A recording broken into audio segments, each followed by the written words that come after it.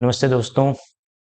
जैसा कि आप लोगों को पता होगा कि इस सीरीज में हम लोग सॉल्व कर रहे हैं क्लास 12th यूपी बोर्ड का फिजिक्स का पेपर, फिजिक्स के previous year unsolved paper solve कर रहे हैं।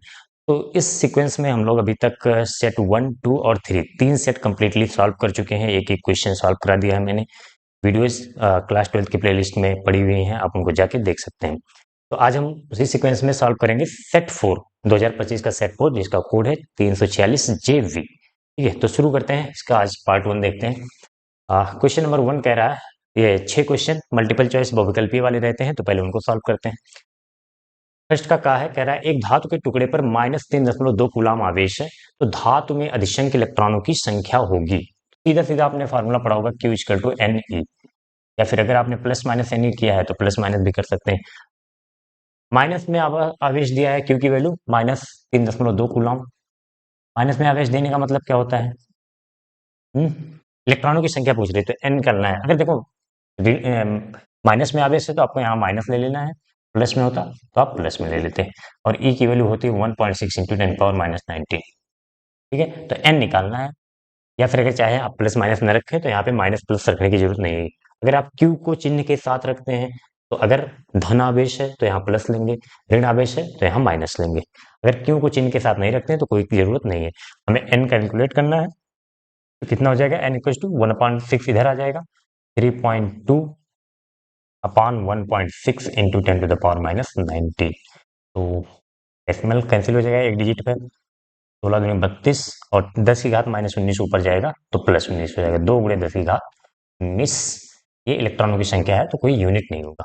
आप ऑप्शन देख लीजिए कौन कौन सा ऑप्शन है। तो कौन से? पहला है 6.25 इंटू 10⁻18, दूसरा है 2 × 10 की घात 19। तो दूसरा वाला ऑप्शन सही हो जाएगा, ऑप्शन बी सही है। ठीक है, तो सिंपल है, ये आपको फार्मूला पता होना चाहिए, इस पर अक्सर क्वेश्चन आते रहते हैं। फिर क्वेश्चन फर्स्ट का खा, किसी धारामापी से विभवांतर का मापन करते हुए इसमें जोड़ते हैं। तो धारामापी आपको पता होगा, गैल्वेनोमीटर पढ़ा होगा, सिलेबस में भी है। तो धारामापी पहले हम पढ़ते हैं, फिर धारामापी को अमीटर में कैसे बदलते हैं और धारामापी को वोल्ट मीटर में यानी कि वोल्टेज नापने के लिए कैसे बदलते हैं। अमीटर क्या काम करता है? वैद्युत धारा नापता है, और वोल्ट मीटर विभवांतर नापता है।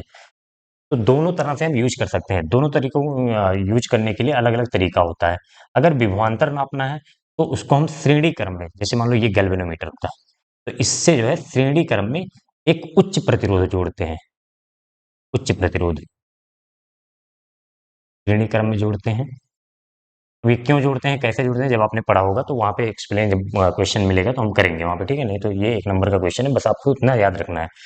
और अगर गैल्वेनोमीटर को अमीटर में जोड़ना है, अमीटर मतलब क्या कहते हैं, वैद्युत धारामापी, मीटर में बदलना है, तो इसके समांतर क्रम में बहुत लो रेजिस्टेंस यानी कि क्या बोलते हैं, निम्न प्रतिरोध जोड़ते हैं। निम्न प्रतिरोध समांतर क्रम में। ठीक है, गैल्वेनोमीटर होता है, गैल्वेनोमीटर क्या होता है? बहुत छोटे करंट को डिटेक्ट करने के लिए होता है। तो अगर इसे हमें क्या नापना है? वोल्ट मीटर बनाना है, यानी कि विभवांतर नापना है, तो श्रेणी क्रम में उच्च प्रतिरोध जोड़ेंगे। अगर अमीटर यानी कि धारा नापना है तो समांतर क्रम में निम्न प्रतिरोध जोड़ते हैं। तो क्वेश्चन क्या है, किसी धारामापी से विभवांतर कैसे नापेंगे? विभवांतर नापने के लिए मतलब वोल्ट मीटर बनाना पड़ेगा। तो आंसर क्या हो जाएगा? श्रेणी क्रम में उच्च प्रतिरोध जोड़ेंगे। ठीक है, तो ऑप्शन देख लो। पहला है उच्च प्रतिरोध श्रेणी क्रम में, तो पहला ही सही लग रहा है। दूसरा निम्न प्रतिरोध समांतर क्रम में, उच्च प्रतिरोध समांतर क्रम में, और निम्न प्रतिरोध श्रेणी क्रम में। तो पहला ऑप्शन सही हो जाएगा, उच्च प्रतिरोध श्रेणी क्रम में। फर्स्ट ये सही है। आप पे आ जाते हैं, वैद्युत चुंबकीय तरंगों में वैद्युत एवं चुंबकीय क्षेत्र सदिशों में कलांतर होता है। कोई कलांतर नहीं होता, 0 डिग्री। पाई क्या होता है? 0 डिग्री। ये एक प्रॉपर्टी जब हम लिखते हैं वैद्युत चुंबकीय तरंगों की, तो एक प्रॉपर्टी भी, एक गुण लिखते हैं कि चुंबकीय क्षेत्र और वैद्युत क्षेत्र के बीच में कलांतर नहीं होता। कलांतर नहीं होने का मतलब क्या है? जब वैद्युत क्षेत्र का मान अधिकतम होगा उसी समय पे चुंबकीय क्षेत्र का मान भी अधिकतम होगा। जब न्यूनतम होगा वैद्युत क्षेत्र, चुंबकीय क्षेत्र भी न्यूनतम होगा। बस सेम कला में होते हैं दोनों। अधिकतम तो दोनों अधिकतम, न्यूनतम तो दोनों न्यूनतम, या फिर कोई फिक्स वैल्यू, तो वही वैल्यू दोनों की होती है। ठीक है, तो इसका मतलब कलांतर नहीं। तो कलांतर का मतलब क्या है? कोई दिशा अलग हो, या फिर एक की वैल्यू मैक्सिमम हो तो दूसरे की मिनिमम हो, ऐसा नहीं होता। वैद्युत चुंबकीय तरंग देखा होगा ना आपने, इस तरह से वैद्युत क्षेत्र होता है ये वाला, और इधर हम बनाते हैं चुंबकीय क्षेत्र ये।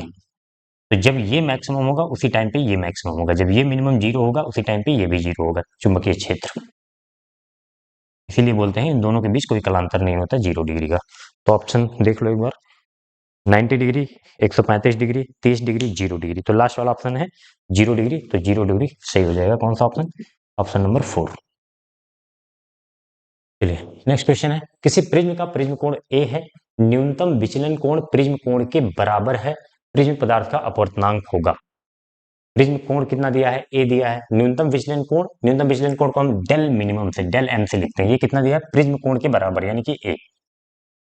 ये क्वेश्चन में दिया है। अब कह रहा है प्रिज्म के पदार्थ का अपवर्तनांक होगा, तो अपवर्तनांक निकाल लेते हैं। फार्मूला आपको पता होना चाहिए, mu equals to sine A plus del minimum, minimum लिख दो यहाँ पे, by 2 upon sine A by 2। ये फार्मूला याद है कि नहीं?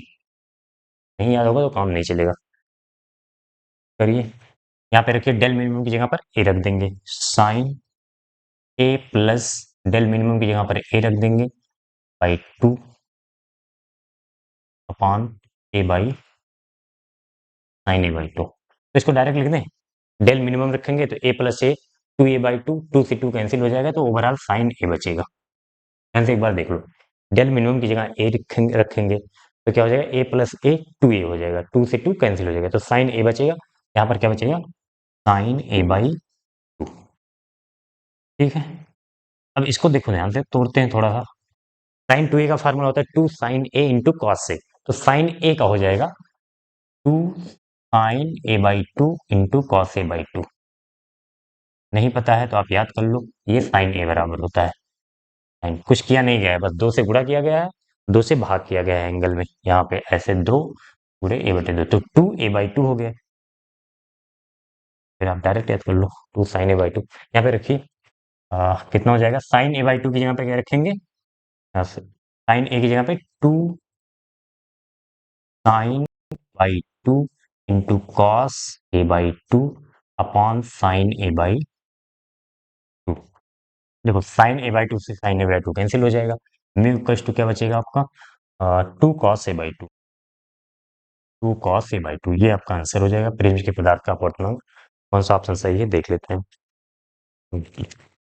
पहला है 2 साइन a/2, दूसरा 2 tan a/2, तीसरा 2 cos a/2, चौथा cot a/2। तीसरा ऑप्शन है 2 cos a/2, ये सही हो जाएगा। कौन सा option? Option number 3, 2 cos a/2। चुंबकीय द्विध्रुव आघूर्ण का मात्रक होता है, तो या तो देखो, मात्रक याद करने के लिए आपके पास क्या होना चाहिए?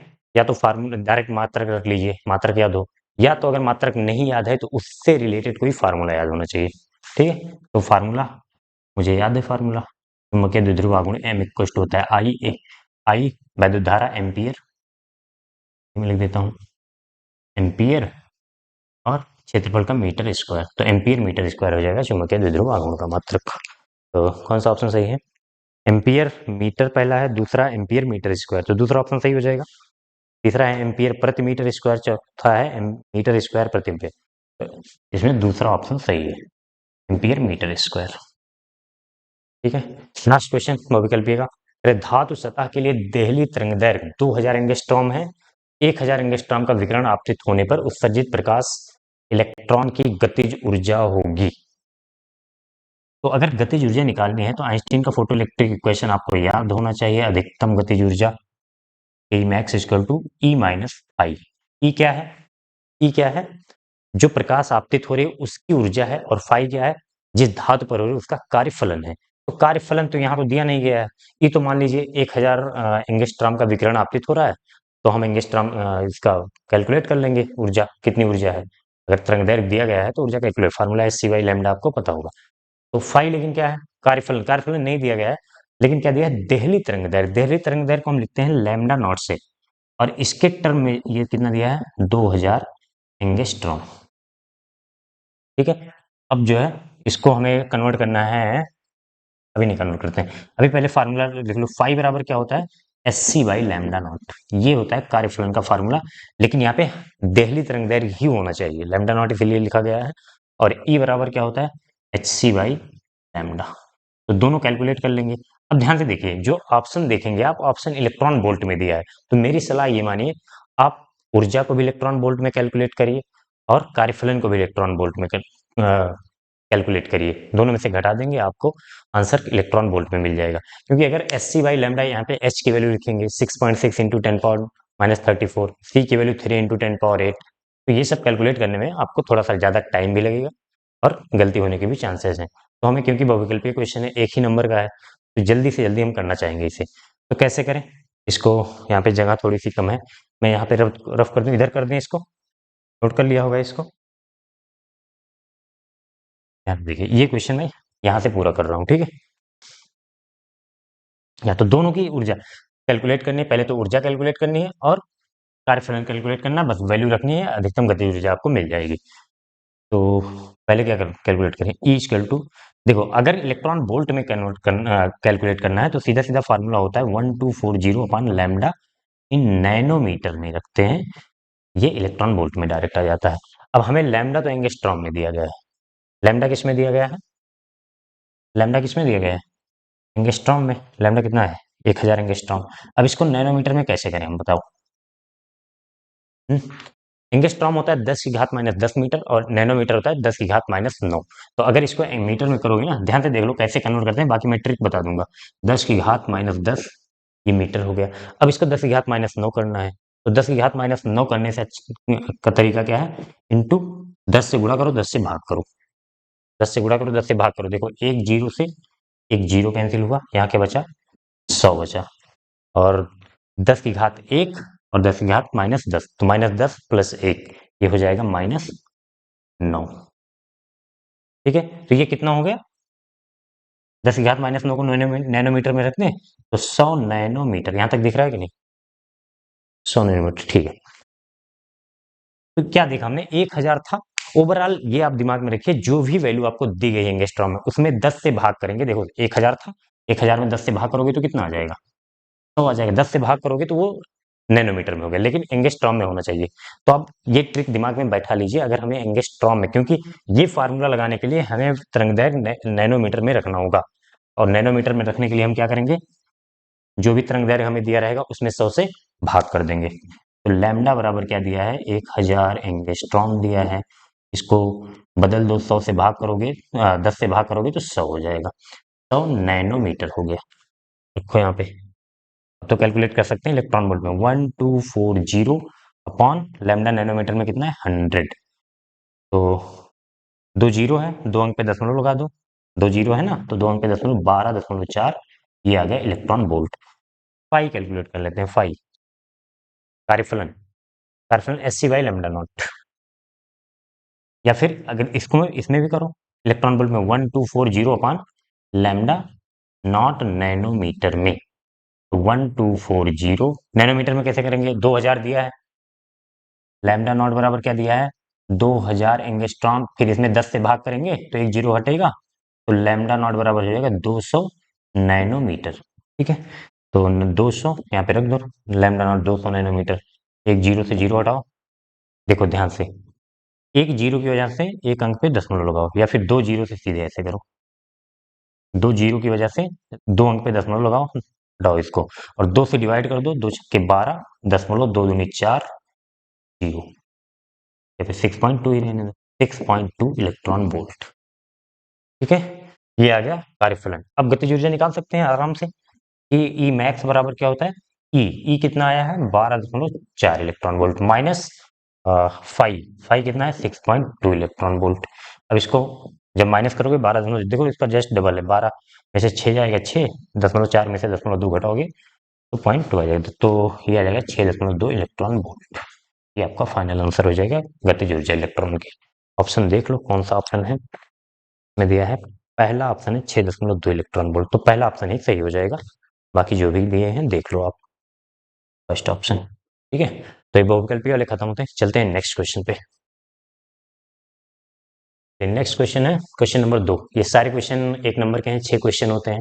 तो पहला क्वेश्चन दिया है वैद्युत फ्लक्स का मात्रक लिखिए, वैद्युत फ्लक्स का मात्रक लिखिए। तो फिर मात्रक पूछ रहा है, तो मात्रक के लिए मैंने बताया या तो आपके मात्रक रटे होनी चाहिए, या फिर उससे रिलेटेड कोई फार्मूला होना चाहिए, आपको याद होना चाहिए। और अगर दोनों में से एक भी नहीं याद है, तो फिर आप ऊपर वाले से माफी मांगिए और तुक्का लगाइए और घर जाके मैच करिए। अगर आपका तुक्का सही हो जाता है तो मतलब आपको ऊपर वाले ने माफ कर दिया है, और अगर सही नहीं होता है तो आपने पाप ज्यादा किए हैं, सुधरने की जरूरत है। चलिए क्वेश्चन करते हैं। तो फार्मूला होता है वैद्युत फ्लक्स का, phi equal to E dot A, E A, या फिर अगर ई डॉट ए ये पढ़ा होगा तो यहीं से मात्रक निकालते हैं। वैद्युत क्षेत्र है और ये क्षेत्रफल है, तो क्षेत्रफल का मात्रक मीटर स्क्वायर, वैद्युत क्षेत्र के दो मात्रक पड़े होंगे, एक न्यूटन प्रति कूलम और एक वोल्ट प्रति मीटर। तो अगर न्यूटन प्रति कूलम रखें इसको, न्यूटन प्रति कूलम इंटू मीटर स्क्वायर, तो ये क्या हो जाएगा, चलो हिंदी में लिख दे रहा हूँ, न्यूटन प्रति कूलम वैद्युत क्षेत्र का मात्रक लें हम, और क्षेत्रफल का मीटर स्क्वायर, तो क्या हो जाएगा, तो एक मात्रक बन जाएगा न्यूटन मीटर स्क्वायर प्रति कूलम। एक तो मात्रक ये हो गया, तो याद कर लीजिए। और दूसरा अगर इसको हम वोल्ट प्रति मीटर लिखें, वोल्ट प्रति मीटर, तो वैद्युत क्षेत्र का मात्रक ले लिया वोल्ट प्रति मीटर इंटू मीटर स्क्वायर, तो एक मीटर से मीटर कैंसिल हो जाएगा, क्या बचेगा, वोल्ट मीटर बचेगा। वोल्ट मीटर मैंने दोनों करके दिखा दिया, दोनों नहीं करना है आपको, कोई एक कर दीजिए, चाहे न्यूटन प्रति कूलम, न्यूटन मीटर स्क्वायर प्रति कूलम कर दीजिए, या फिर वोल्ट मीटर कर दीजिए, ठीक है, तो दोनों में से एक करना है। अगर आ रहा है तो दोनों कर दीजिए, जैसे एक ही नंबर का है, एक कर देंगे तो एक नंबर मिल जाएगा। दूसरे का खा वाला पार्ट, सेल के विद्युत वाहक बल को परिभाषित कीजिए। तो एक कोई सेल है आपके पास या बैटरी है, तो उसमें दो टर्म होते हैं, एक विद्युत वाहक बल पड़ा होगा और एक पड़ा होगा टर्मिनल विभवांतर। विद्युत वाहक बल, सेल का थोड़ा सा मैं स्ट्रक्चर बना दे रहा हूँ, इसमें इलेक्ट्रोड वगैरह होते हैं, इलेक्ट्रोलाइट्स होते हैं, जिंक सल्फेट वगैरह पढ़ा होगा, ये केमिस्ट्री में तो कम से कम पढ़ा ही होगा, ठीक है।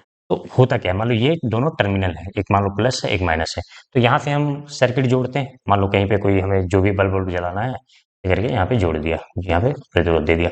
अब जब यहाँ से करंट फ्लो होता है, या फिर एक करंट फ्लो होने का मतलब क्या होता है, इलेक्ट्रॉन फ्लो होना, माइनस से प्लस की तरफ इलेक्ट्रॉन फ्लो होता है, और प्लस से माइनस की तरफ करंट, मतलब जिधर वैद्युत धारा प्रवाहित होती है उसके विपरीत दिशा में इलेक्ट्रॉन का प्रवाह होता है। तो इलेक्ट्रॉन क्या है, एक आवेश है।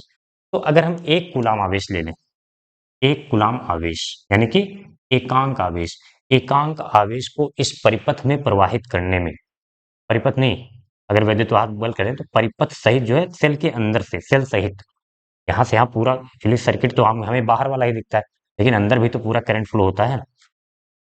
तो अगर हम एकांक आवेश को लिख लीजिए, डेफिनेशन लिख लीजिए वैद्युत वाहक बल का, एकांक आवेश को परिपथ में पूरे सेल सहित या बैटरी सहित प्रवाहित करने में, बैटरी द्वारा, सेल द्वारा जो ऊर्जा खर्च होती है, उस ऊर्जा को हम क्या बोलते हैं, विद्युत वाहक बल से का। ये विद्युत वाहक बल देख के बल मत समझिएगा, ठीक है, बल देख के बल मत समझिएगा, ये एक्चुअली वोल्टेज ही है, विभवांतर है, इसका मात्रक वोल्टेज है, विभव वोल्ट ही होता है इसका मात्रक।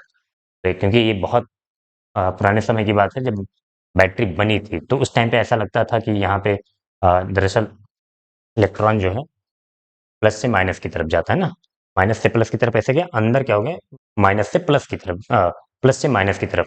तो एक तो ये रिपल्सन कर रहा है, ये अट्रैक्शन हो रहा है। ध्यान से देखो इसको, अगर तुम्हें समझना है बल क्यों बोला गया था, मैं ये समझा रहा हूँ। इलेक्ट्रॉन माइनस से निकला, प्लस से आता हुआ, यहाँ पे इलेक्ट्रोलाइट है, जिंक सल्फेट है मान लो, ये इलेक्ट्रॉन यहाँ से यहाँ जा रहा है, तो ये प्लस है और ये माइनस है, तो ये तो प्रतिकर्षण इधर धक्का देगा इसे, और ये प्लस है तो आकर्षण इधर खींचेगा, लेकिन जाना इसे इधर है।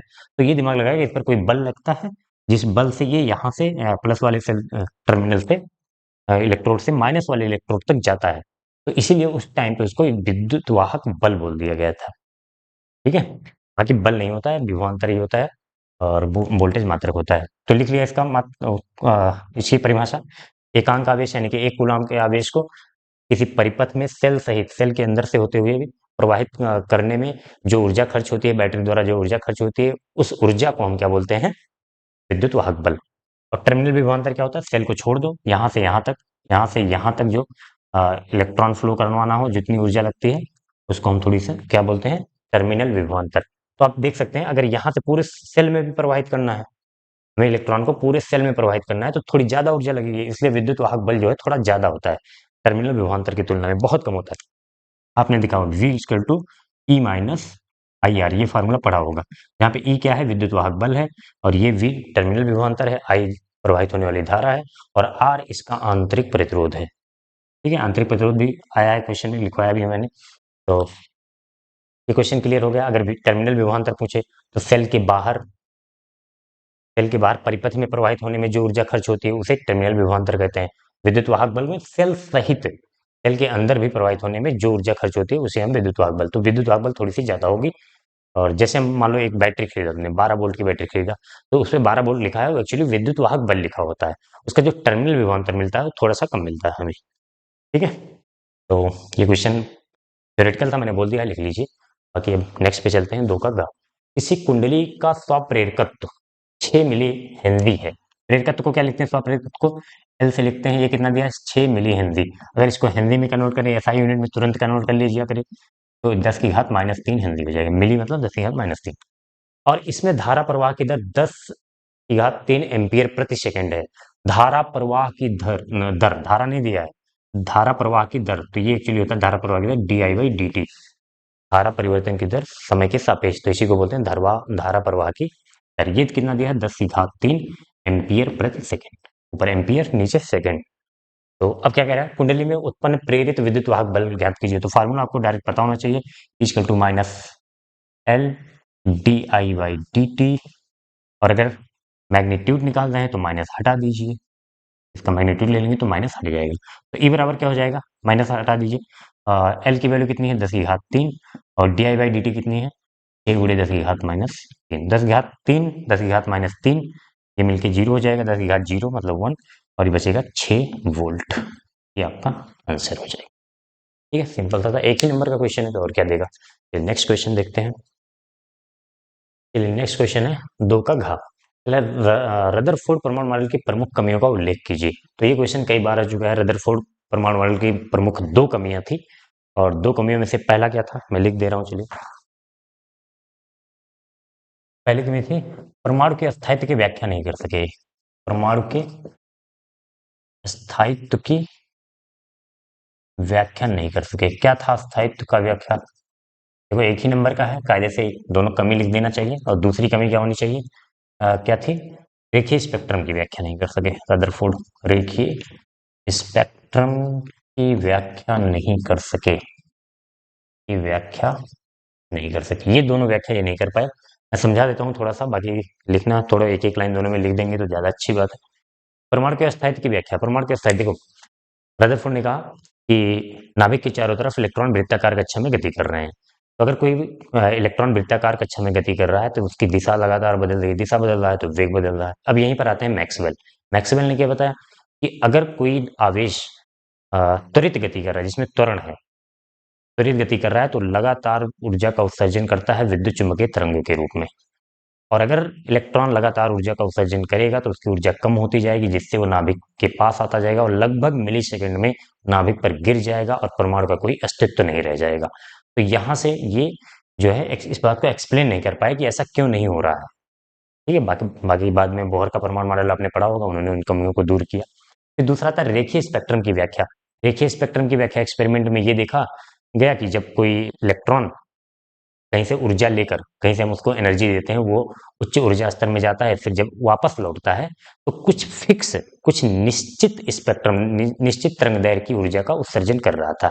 लेकिन इसने रदरफोर्ड ने क्या बताया था कि जो इलेक्ट्रॉन है वो सभी तरंगदैर्घ्य को उत्पन्न कर सकता है, सभी तरंगदैर्घ्य की ऊर्जा उत्सर्जित कर सकता है, क्योंकि उन्होंने कहा था कि इलेक्ट्रॉन जो है सभी कक्षाओं में, किसी भी कक्षा में रह सकता है। अगर किसी भी कक्षा में रह सकता है मतलब वो किसी भी कक्षा से किसी भी कक्षा में जो है क्या कहते हैं उसको, मतलब एक कक्षा से दूसरी कक्षा में जाएगा तो अपनी जो ऊर्जा का उत्सर्जन करेगा, तो वो किसी भी तरंगदैर्घ्य का ऊर्जा का उत्सर्जन कर सकता है। तो इस बात को ये एक्सप्लेन नहीं कर पाए। रेखीय स्पेक्ट्रम मतलब निश्चित तरंगदैर्घ्य मिल रहा था, लेकिन इनके हिसाब से हर तरंगदैर्घ्य मिलना चाहिए था, क्योंकि इलेक्ट्रॉन जो है किसी भी कक्षा में गति करता है, किसी भी कक्षा में, यहाँ हो सकता है, यहाँ हो सकता है, यहाँ हो सकता है। लेकिन बोर ने क्या बताया लास्ट में जाके, जब इनकी कमी को दूर किया, कि निश्चित कक्षाओं में गति कर रहा है, जिसकी कोणीय संवेग h/2 का पूर्ण गुणक होता है। तो एक ये दोनों इनकी कमियां थी, रेखीय स्पेक्ट्रम की व्याख्या नहीं कर पाए और परमाणु के स्थायित्व की व्याख्या नहीं कर पाए। ठीक है, दो एक ही नंबर का क्वेश्चन है, ज्यादा बड़ा पूछा गया तो सारी चीजें लिखनी है, बाकी नहीं तो आप इन दोनों को लेके एक एक लाइन दोनों के बारे में बता दीजिए। क्वेश्चन नंबर 2 का अंगा लास्ट 5वां पार्ट है। शुद्ध अर्धचालक का तापक्रम 0 केल्विन है, इसकी चालकता पर टिप्पणी कीजिए। तो शुद्ध अर्धचालक क्या होता है, जैसे सिलिकॉन हो गया, जर्मेनियम है गया, इनमें कोई इम्प्योरिटी नहीं मिलाई गई है तो उसे हम बोलते हैं शुद्ध अर्धचालक। तो शुद्ध अर्धचालक की चालकता वैसे भी जनरली अगर रूम टेम्परेचर पे रखा हुआ है तो बहुत कम होता है, मतलब उसको हम डायरेक्टली कहीं पे यूज नहीं कर सकते हैं।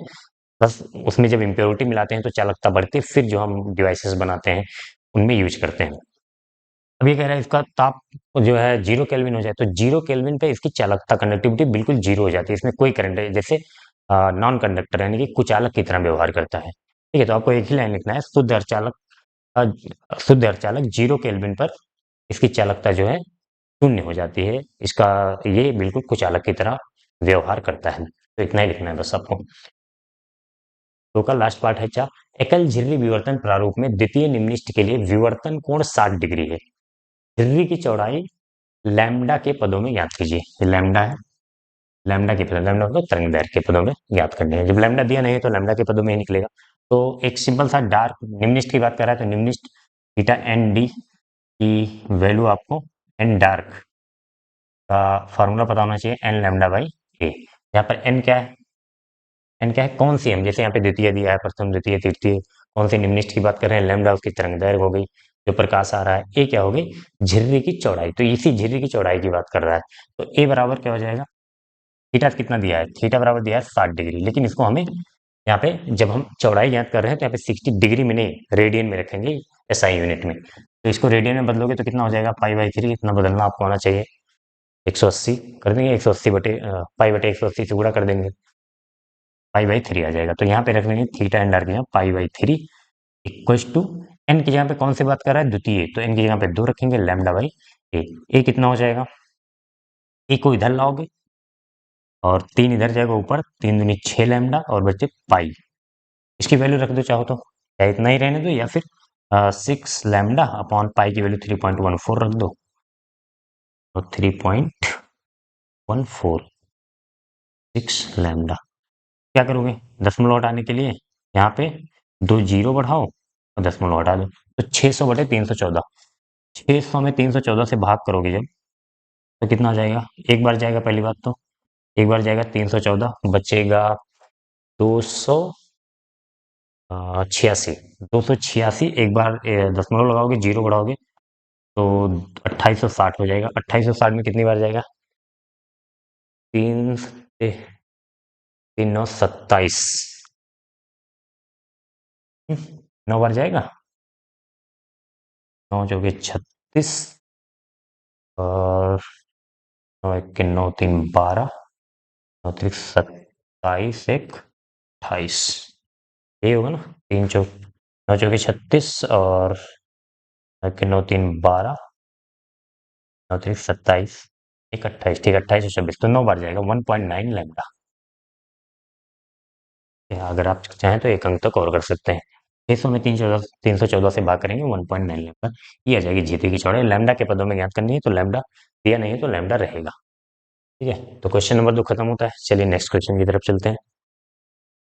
नेक्स्ट क्वेश्चन है क्वेश्चन नंबर 3 का कह रहा है, समान धारिता के 4 संधारित्र श्रेणी क्रम में 20 वोल्ट की बैटरी से जुड़े हैं। मध्य बिंदु ओ भू संपर्कित है। बिंदु पी और क्यू पर विभव की गणना कीजिए। तो मध्य बिंदु ओ भू संपर्कित है, यानी कि अर्थिंग कर दी गई है। अर्थिंग का मतलब होता है यहाँ का वोल्टेज जीरो हो गया, जहां पे अर्थिंग की जाती है वहां का वोल्टेज जीरो हो जाता है। 20 वोल्ट की बैटरी से 4 संधारित्र हैं, तो आपको दिख रहा होगा सब किसमें है, श्रेणी क्रम में, और लिखा भी है श्रेणी क्रम में जुड़े हुए हैं। तो अगर आपने डेरिवेशन इनका किया होगा तो श्रेणी क्रम में जब संधारित्र जोड़े जाते हैं तो श्रेणी क्रम में जोड़ने पर सब पर समान आवेश आता है। क्यू यहाँ आएगा, Q plus Q minus Q plus Q minus Q, सब पर आवेश समान होगा।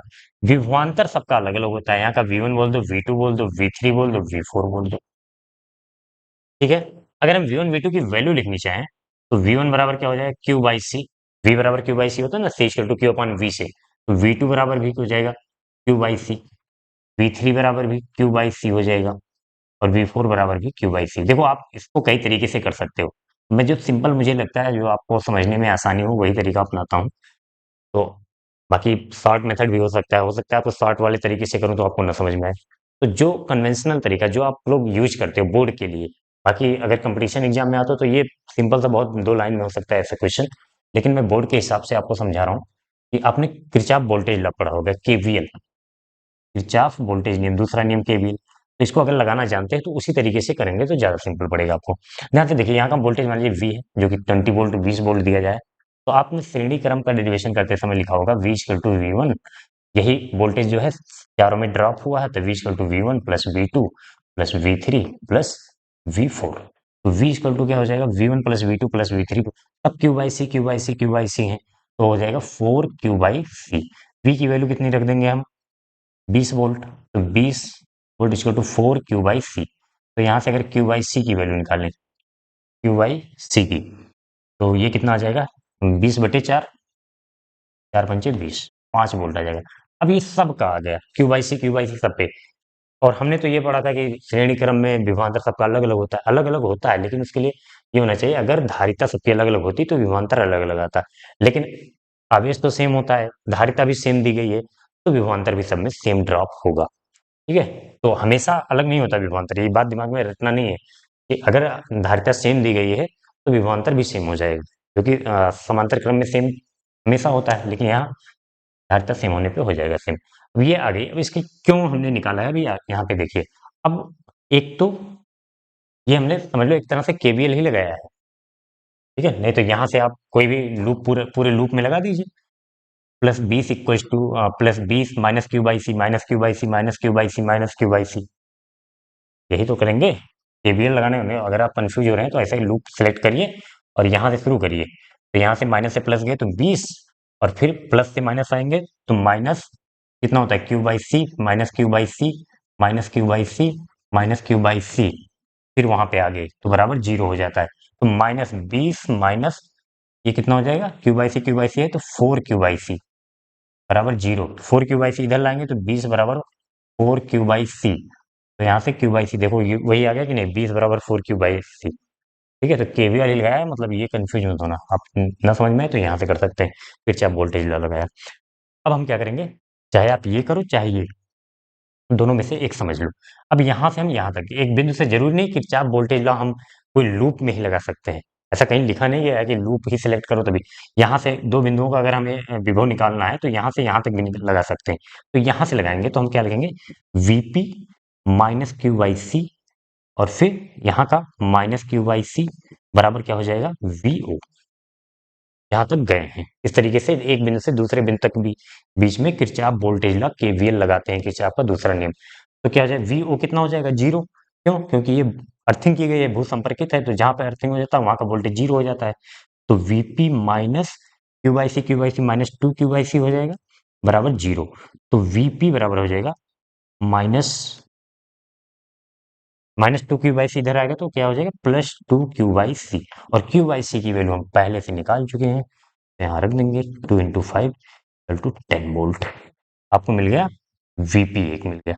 अब अगर यहां से यहां लगा दें तो हमें वीक्यू भी मिल जाएगा। देखो, दो बिंदु का तभी लगाते हैं ना जब एक हमें ज्ञात करना हो, उनमें से एक पता हो, इसीलिए अर्थिंग दिया गया ताकि हम यहां से यहां तक लगा सकें केवीएल। अगर इसका वोल्टेज नहीं पता होता या यहाँ का नहीं पता होता तो दोनों लगाते तो यहाँ पे दो वेरिएबल हो जाता, फिर कहाँ से सॉल्व हो पाता, इसलिए क्वेश्चन दिया गया। अब यहाँ पे दूसरा लगा दीजिए, VO minus Q by C minus Q by C, फिर जो है माइनस क्यू बाई सी के लिए बराबर वी क्यू। तो वी ओ तो 0 हो जाएगा अर्थिंग की वजह से, तो -q/c -2q/c बराबर वी क्यू। -2 इंटू क्यू/c की वैल्यू हम निकाल चुके हैं, 5 इक्वल टू वी क्यू। ये कितना हो जाएगा, -2 इंटू 5 -10 वोल्ट, यही दोनों वैल्यू, सॉरी ये क्यू है, 10 वोल्ट। तो वीपी कितना हो जाएगा, 10 वोल्ट प्लस 10 वोल्ट, और वी क्यू -10 वोल्ट। ठीक है, तो हो गया क्वेश्चन खत्म। नेक्स्ट क्वेश्चन पे चलते हैं। चलिए, नेक्स्ट क्वेश्चन है क्वेश्चन नंबर 3 का खा, कह रहा है एम्पियर का परिपथीय नियम लिखकर सिद्ध कीजिए। तो एम्पियर का नियम सबने पढ़ा होगा, बहुत इंपॉर्टेंट क्वेश्चन है ये, और लगभग 7 में से 3 से 4 सेट में रहता ही रहता है। तो पहले अगर इसका स्टेटमेंट लिखना है तो स्टेटमेंट मैं बोल दे रहा हूँ, लिख लीजिए, बाकी प्रूफ कर दूंगा मैं यहाँ पे। तो स्टेटमेंट लिखिए कि इस नियम के अनुसार किसी बंद लूप के चारों तरफ चुंबकीय क्षेत्र का रैखिक समाकलन, लीनियर इंटीग्रेशन, उस लूप से होकर गुजरने वाली धारा का म्यू नॉट गुना होता है। ठीक है, फिर से इसको ध्यान से लिख लीजिए। तो मान लीजिए कोई करंट है आई, और इसके चारों तरफ हमने एक एम्पियर लूप बनाया, इससे होकर आई धारा गुजर रही है। तो यहाँ पे मान लो जो चुंबकीय क्षेत्र है बी, तो B dot linear integration of B dot D L equals to mu naught I. ये होकर गुजरने वाली धारा का म्यू नॉट गुना होती है, यही होता है एम्पियर का नियम। इसको फार्मूला भी लिख दीजिए। अब इसको प्रूफ कैसे करेंगे, यहीं से प्रूफ करते हैं। प्रूफ क्या करना है, बस ऐसे ही समझ लो कि चलो प्रूफ कर दे रहा हूँ। एक आप करंट कैरिंग वायर लेंगे, उसके चारों तरफ जो है एक एम्पियर लूप बनाएंगे। एम्पियर लूप बनाएंगे, यहाँ पे एक छोटा सा टुकड़ा लेंगे डी एल।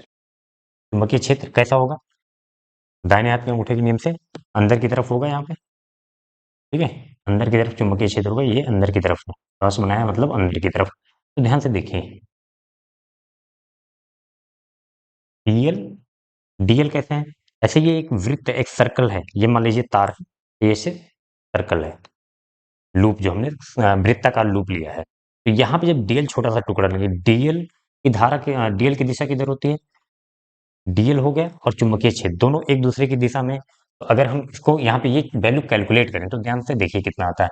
तो ये वी डॉट डीएल करना है, ठीक है। तो v की वैल्यू v रखिए आप, v dl कितना हो जाएगा, cos, जब ओपन कर देंगे डॉट प्रोडक्ट तो cos थीटा था ना, cos जीरो हो जाएगा। dl और b के बीच में एंगल जीरो है, इस बात को आप समझिए ध्यान से। b अंदर की तरफ है, dl भी अंदर की तरफ है, दोनों सेम दिशा में, तो cos जीरो। तो कितना हो जाएगा ये, b dot dl, b dl, b dl, b तो एक समान होगा, या इस लूप पे, लूप जो है वृत्ताकार लूप लिया है, इससे बराबर दूरी पे है ना हर जगह पे, तो v जो है कांस्टेंट होगा यहाँ पे, तो v बाहर आ जाएगा। v बाहर ले लेंगे, क्या बचेगा, इंटीग्रेशन v, dl इंटीग्रेट होगा कितना हो जाएगा,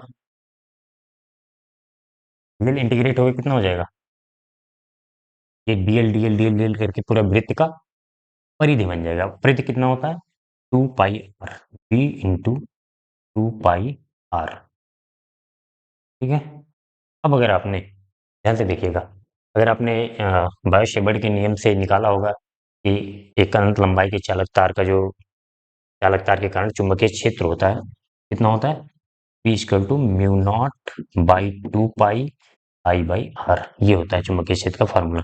बायो-सेवर्ट का नियम पढ़ते हैं तो वहां से डेरिवेशन करके एक निकालते हैं ना, तो V की वैल्यू रख दीजिए। यहाँ पे चुंबकीय क्षेत्र कितना होगा, mu naught by 2 pi I by R, तो 2 पाई आर, तो 2 पाई से 2 पाई, आर से आर कैंसिल, क्या बचेगा, म्यू नॉट आई। ये यही आ गया ना, यही तो हमें प्रूव करना था, B dot D L equal to mu naught, ये हो गया एम्पियर का नियम, ये हमें सिद्ध करना था। हो गया, 2 लाइन का काम है, 2 नंबर का क्वेश्चन, 1 नंबर आपका स्टेटमेंट हो जाएगा और 1 नंबर ये प्रूफ हो जाएगा। चलिए नेक्स्ट क्वेश्चन पे चलते हैं।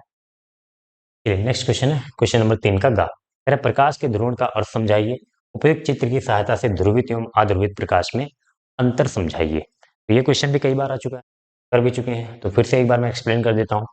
क्या है प्रकाश का ध्रुवण, सबसे पहले प्रकाश क्या है, प्रकाश एक विद्युत चुंबकीय तरंग है जिसमें जिसमें वैद्युत क्षेत्र और चुंबकीय क्षेत्र दोनों एक समान कला में गति कर रहे होते हैं, कंपन कर रहे होते हैं, गति नहीं बोलेंगे। तो प्रकाश के ध्रुवण का जो कॉन्सेप्ट है ये रिलेटेड है वैद्युत क्षेत्र में, दोनों होते हैं, प्रकाश में जो है वैद्युत क्षेत्र भी होता है, चुंबकीय क्षेत्र होता है। तो चुंबकीय क्षेत्र का कोई रोल नहीं है ध्रुवण में, हम बात करते हैं वैद्युत क्षेत्र की। तो वैद्युत क्षेत्र, जैसे मान लीजिए इधर प्रकाश जा रहा है, तो इसके लंबवत तल में ऐसे, अगर प्रकाश जो है वैद्युत क्षेत्र सभी दिशाओं में कंपन कर रहा है, सभी दिशाओं में कंपन कर रहा है, तो इसे हम बोलते हैं अध्रुवित प्रकाश। इसे क्या बोलते हैं, अध्रुवित प्रकाश, ठीक है। इधर प्रकाश जा रहा है, ये वैद्युत क्षेत्र हो गया। अगर अगर हमें कोई प्रकाश ऐसा मिल जाए, कैसे मिलता है वो तो नहीं पूछा गया इसमें, पोल लाइट का यूज करके हम, अगर वैद्युत क्षेत्र एक ही दिशा में कंपन कर रहा हो, एक ही दिशा में कंपन कर रहा हो, तो इसको हम क्या बोलते हैं, ध्रुवित प्रकाश, बस, ठीक है। तो प्रकाश का ध्रुवण अगर कोई पूछता है क्या होता है, तो सबसे पहले ध्रुवित अध्रुवित प्रकाश हमें समझना चाहिए कि अगर प्रकाश वैद्युत प्रकाश का वैद्युत क्षेत्र जो है, प्रकाश में वैद्युत क्षेत्र का पार्ट जो है वो सभी दिशाओं में समान रूप से कंपन कर रहा है, किस तल में होता है, जिस तल में प्रकाश तरंग गति कर रहा होता है उसके लंबवत तल में, जैसे मान लो ये प्रकाश है, ये इधर जा रहा है, तो ये हमारा हो गया इस तल में जो है वैद्युत क्षेत्र सभी दिशाओं में समान रूप से कंपन कर रहा हो तो उसे हम बोलते हैं ध्रुवित प्रकाश। अगर वैद्युत क्षेत्र एक ही दिशा में कंपन कर रहा हो तो उसे हम बोलते हैं ध्रुवित प्रकाश। और अध्रुवित से ध्रुवित प्रकाश बनना, इसी को हम बोलते हैं प्रकाश का ध्रुवण। कैसे करते हैं? पोलराइड की मदद से करते हैं।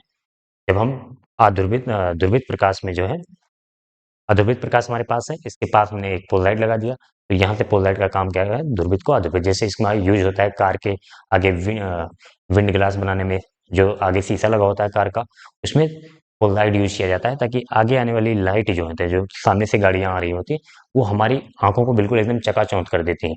तो आंखों पर लगे ना, इसलिए जो है आपने देखा होगा, या फिर गाड़ी के हेलमेट में, बाइक जो अच्छी क्वालिटी के हेलमेट होते हैं उनमें अच्छा पोलराइड यूज किया जाता है ताकि हमारे पास जो सामने से गाड़ियां आ रही हैं उनका वो जो प्रकाश, जब देखो सभी दिशाओं में कंपन कर रहा होगा वैद्युत क्षेत्र, तो हमारे आंखों पे ज्यादा चौंध लगेगा, ज्यादा चकाचौंध हो जाएंगी आंखें।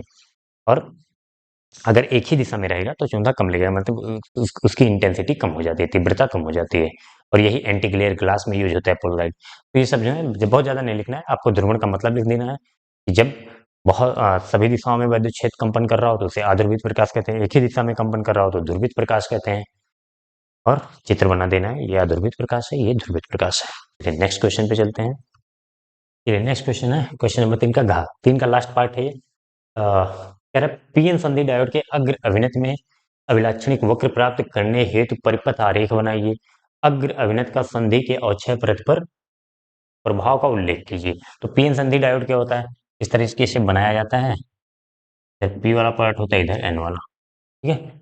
इसमें इधर से धारा जा सकती है, इधर से नहीं जा सकती। तो दो तरह से बायजिंग की जाती है, मतलब इसको एक बोलते हैं, एक बायज फॉरवर्ड बायज जिसे अग्र अभिनत बोलते हैं, और एक होता है रिवर्स बायज जिसे हम पश्च अभिनत बोलते हैं। तो ये पीएन संधि डायोड है। अगर हम इसमें से जब बैटरी जोड़ते हैं तो अगर प्लस वाला टर्मिनल हम पी से जोड़ दें, प्लस वाला पी से और माइनस वाला एन से, तो इसी को हम बोलते हैं अग्र अभिनत। अग्र अभिनत, तो ये जो परिपथ का आरोप बोल रहा है अग्र अभिनत। और अगर हम, हमारे पास मान लो डायोड है, इसमें हम बैटरी प्लस वाला टर्मिनल जो है उसे हम एन से जोड़ दें और माइनस वाले को पी से जोड़ दें, तो इसे हम क्या बोलेंगे? इसको बोलते हैं पश्च अभिनति।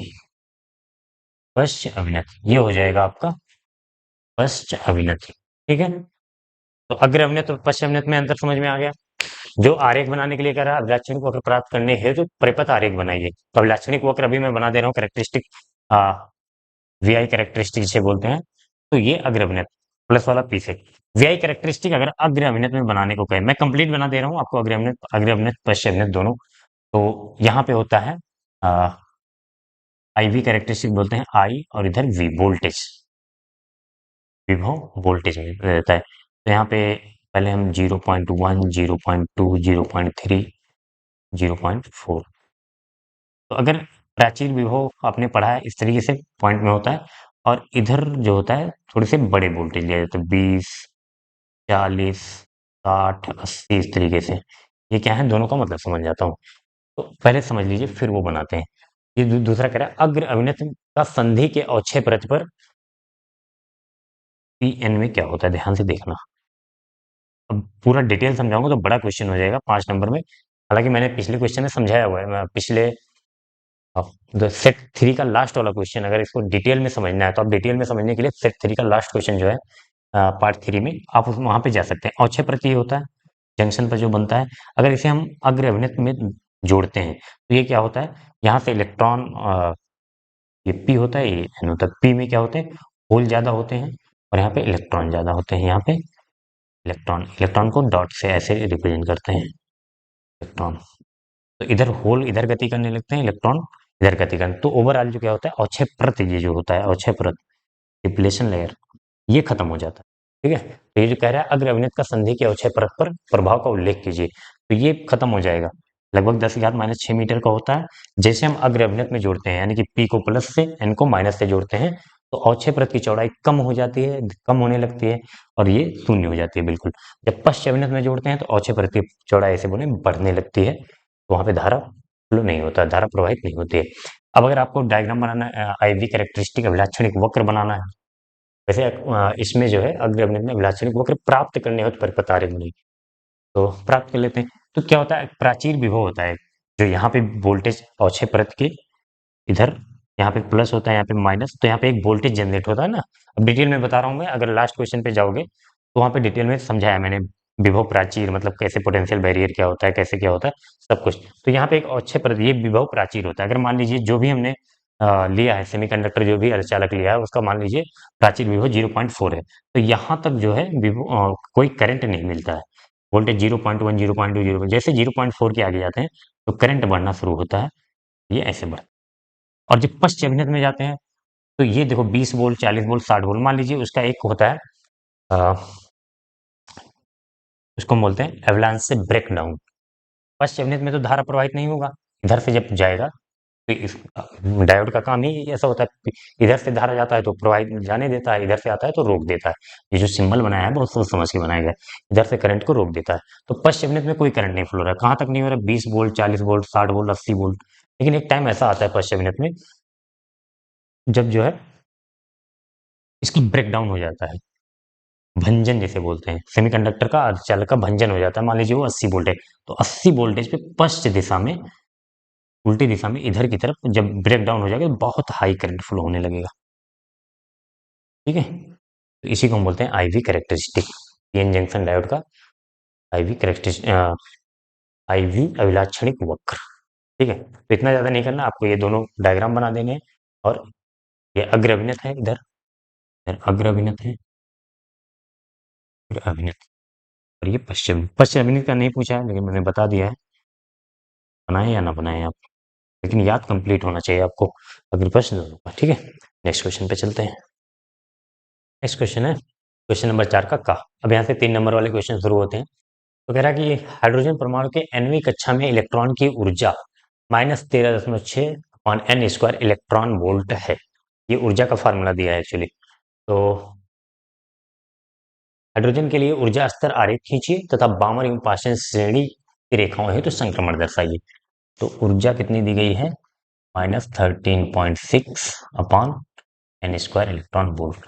सबसे पहले हम ऊर्जा स्तर आरेख खींचने के लिए सभी ऊर्जा स्तर में ऊर्जा की वैल्यू पता होनी चाहिए। तो अगर हम n बराबर 1 लेंगे, यानी कि पहले ऊर्जा स्तर n बराबर 1, तो E बराबर कितना हो जाएगा, या फिर इसे हम E1 बोल दें, E1। तो E1 कितना हो जाएगा, 1 रखोगे तो यही रह जाएगा -13.6 इलेक्ट्रॉन वोल्ट। जब n बराबर 2 लेंगे तो मैं इसको बोल दे रहा हूँ E2। तो E2 या फिर EN1 बोलते हैं, ऐसे करके लिखा रहता है बुक में, EN1, EN2, जैसे भी आप लिखना चाहो। तो -13.6 पाँच, 2 का स्क्वायर करेंगे तो 4 हो जाएगा, 4 से डिवाइड करिए, 4 तिया 12 और एक बचेगा 16 हो जाएगा, 0.4 × 16, 4 × 16 -3.4, माइनस जरूर रहेगा, 3.4 इलेक्ट्रॉन वोल्ट। एन बराबर जब 3 लेंगे, एन बराबर 3 लेंगे तो EN3 बोल दीजिए, -13.6, एन की जगह पे 3 रखोगे तो 3 का स्क्वायर हो जाएगा 9, तो कितना हो जाएगा, 9 × 9, 4 13 46 हो जाएगा, दशमलव लग जाएगा यहाँ पे,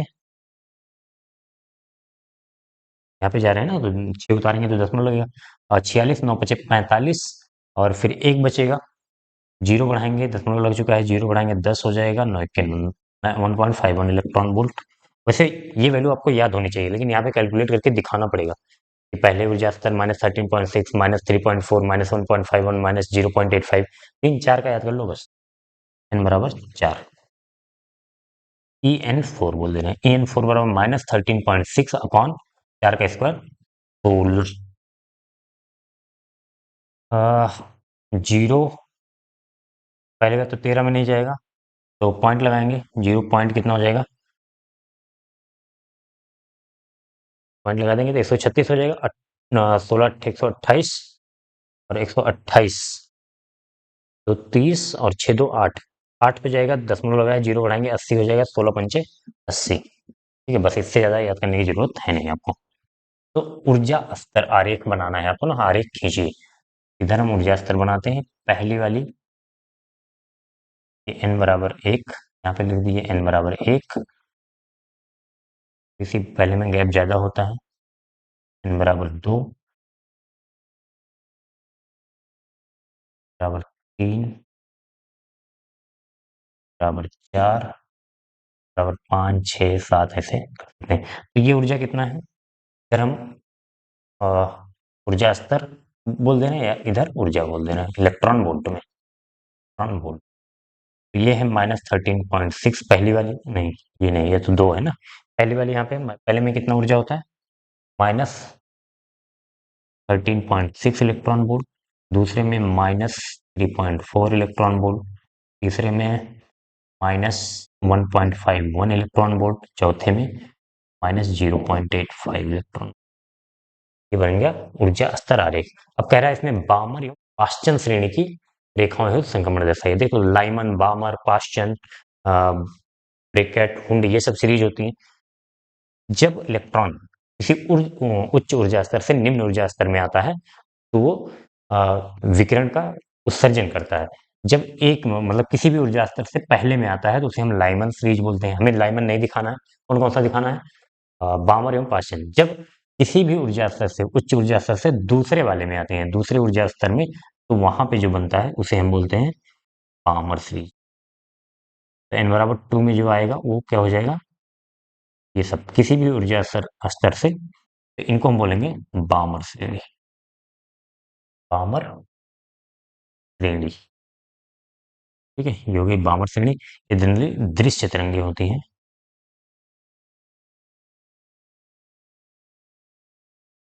दृश्य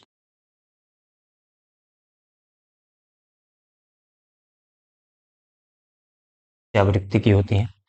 और फिर जब n बराबर 3 में आती हैं तो उसको हम बोलते हैं पाश्चन श्रेणी। पढ़ा होगा आपने। तो ये n बराबर जब 3 में, किसी भी उच्च ऊर्जा स्तर से n बराबर 3 में जब आएंगी,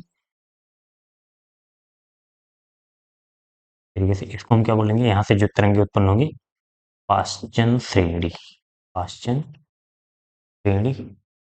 ये भी दृश्य तरंगे होती हैं। तो थोड़ा बहुत इनके बारे में लिख सकते हैं, हम पढ़ के गए हूँ। दृश्य तरंगे क्या लिखेंगे? श्रेणी की रेखाओं है संक्रमण दर्शाइए। तो संक्रमण हमने दिखा दिया।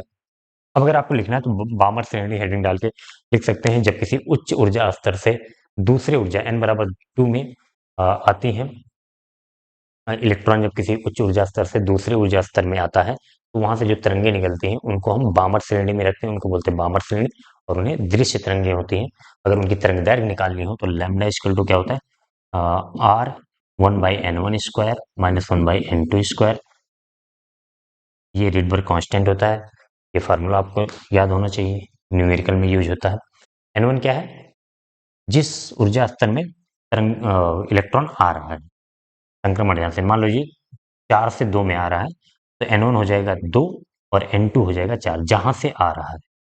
ठीक है, रिडबर्ग कांस्टेंट की वैल्यू आपको पता ही होगा। 1/r की वैल्यू रखते हैं 911 912। न्यूमेरिकल आएगा तो बताएंगे, वैसे न्यूमेरिकल करा चुके हैं इस पर। ठीक है, फिर उसी तरीके से आप पाश्चन श्रेणी हेडिंग डालेंगे। पाश्चन श्रेणी में लिख देंगे जब इलेक्ट्रॉन किसी उच्च ऊर्जा स्तर से n बराबर 3 या फिर तीसरे ऊर्जा स्तर में आता है तो जो है उससे जो तरंगे निकलती हैं उनको हम पाश्चन श्रेणी की तरंगे कहते हैं। तो ये भी दृश्य तरंगे होती हैं। ठीक है, तो इतना आप लिख सकते हैं। फिर बस कंप्लीट है, 3 नंबर का क्वेश्चन था ये। चलिए नेक्स्ट क्वेश्चन पे चलते हैं। चलिए नेक्स्ट क्वेश्चन है क्वेश्चन नंबर 4 का खा। कह रहा है पतले लेंस के लिए लेंस मेकर सूत्र व्युत्पन्न कीजिए। लेंस पदार्थ के अपवर्तनांक तथा वक्र पृष्ठों की वक्रता त्रिज्याओं का लेंस की फोकस दूरी पर प्रभाव का उल्लेख कीजिए। ठीक है, चलिए करते हैं। पहले तो हम लेंस मेकर फार्मूला क्या होता है? 1/f equal to 1/v minus 1/u। इसको हम प्रूफ करेंगे, मतलब इसको डिराइव करेंगे, फिर जो है आगे इन पर बात करते हैं। तो अगर आपने एक अपवर्तन का फार्मूला पढ़ा हो, n2/v minus n1/u equal to n2 minus n1/r, ये फार्मूला आपको याद होना चाहिए क्योंकि इसका डेरिवेशन करने के लिए लेंस मेकर का ही पूछता है। तो ये फार्मूला याद होगा। n2 क्या होता है? जैसे मान लीजिए कोई हम लेंस ले लें, पतले लेंस ले लें, तो उत्तल लेंस में मान ले रहा हूँ, उत्तल लेंस हो गया। तो n2 n1 क्या है पहले ये डिफाइन कर ले। n2 हमने लेंस का अपवर्तनांक माना है और n1 जो इसके आसपास माध्यम है उसका अपवर्तनांक माना है। ठीक है, और u है वस्तु की दूरी, u है वस्तु, मान लीजिए यहाँ पे वस्तु रखा है, ये हो जाएगा u। तो यहाँ से जो किरण आएगी तो वो क्या होगा, अगर ये पार्ट ना होता, ये वाला ना होता, क्योंकि यहाँ पे दो बार अपवर्तन होगा, एक बार इस सतह से, एक बार ये फर्स्ट सतह बोल दे रहा हूं मैं, ये हो गया सेकंड सतह। सेकंड सतह, तो अगर ये फार्मूला लगाना है, ध्यान से देखिए, N2 क्या होता है, जिस माध्यम में प्रकाश की किरण जा रही है, तो यहां से जो है लेंस में जा रही है, और N1 क्या होता है, जिस माध्यम से आ रही है, तो N1 से आ रही है, N2 में जा रही है। जब यहां पर अपवर्तन अपवर्तन लगाएंगे, तो ये N1 में जाएगी और N2 से आएगी, तो यहाँ पे जिस माध्यम में जा रही है N2 यहाँ पे N1 होगा, और जिस माध्यम से आ रही है यहाँ पे ये। अगर ये ना होता, देखो मैं पूरा विलंब विलंब खींच के नहीं दिखा रहा हूँ, ये ना होता तो मान लीजिए कहीं पर ये प्रतिबिंब जो है ऐसे जाता है यहाँ पे, यहाँ पे, ठीक है, इसको मैं बोल दे रहा हूँ वी डैश। ये पहले सतह से प्रतिबिंब बन रहा है आई डैश, और इसकी दूरी कितनी है वी डैश। क्यों, क्योंकि यहाँ पे अगर ना होता, ये वाली सतह ना होती, सिर्फ ये सतह होती, तो ये जाकर यहाँ पर प्रतिबिंब बनाता। अब यहाँ पर भी अपवर्तन होगा, तो यहाँ पर अपवर्तन ये और मोड़ देता है इसको। कैसे मोड़ता है वो आप देख सकते हैं, अभिलंब वगैरह बना के, ठीक है। तो यहाँ पे अंतिम प्रतिबिंब आई बनेगा, और ये दूरी होती है वी। ये हम टे डायग्राम बनाते हैं। अब यहाँ पे ये फार्मूला पहले फर्स्ट सतह के लिए लगाते हैं। फर्स्ट सतह के लिए क्या लगाएंगे, तो N2 में जा रहा है, तो N2 कहाँ पे बनता, पहले सतह का प्रतिबिंब V पर नहीं बन रहा है, वो तो सेकंड सतह के लिए हो गया, V डैश पे बनता है पहले का। अगर ये ना होता तो प्रतिबिंब यहाँ बनता, तो N2 V dash minus N1 कहाँ पे है बस, तो U पर, बराबर N2 माइनस N1 अपान R। यहाँ पे जो है उसमें से इस वाले को घटाते हैं, ध्यान रखिएगा। फिर सेकंड सतह के लिए अगर हम लगाएंगे, सेकंड सतह के लिए यहाँ पे मैं थोड़ा जल्दी में कर रहा हूँ, पहले सेट में शायद ये क्वेश्चन था, वहां पे अगर डिटेल में समझाया होगा, अगर कम समझ में आ रहा है तो वहां पे रेफरेंस कर सकते हैं। सेकंड सतह के लिए, सेकंड सतह के लिए कहाँ किस माध्यम में जा रही है, तो N1 में जा रही है, यहाँ से, ये सेकंड सतह है ना, यहाँ से N1 में जा रही है, तो यहाँ पे रखेंगे N1 बाई वी। प्रतिबिंब कहाँ बन रहा है, सेकंड दूसरी सतह का प्रतिबिंब यहाँ पे बन रहा है वी पर, तो N1 by V minus N2 कहाँ से आ रही है, N2 लेंस से आ रही है ना, N2 बाई, इसके लिए वस्तु कहाँ है, अब यहीं पे कंफ्यूजन होता है आपको कि वस्तु ये नहीं है इसके लिए।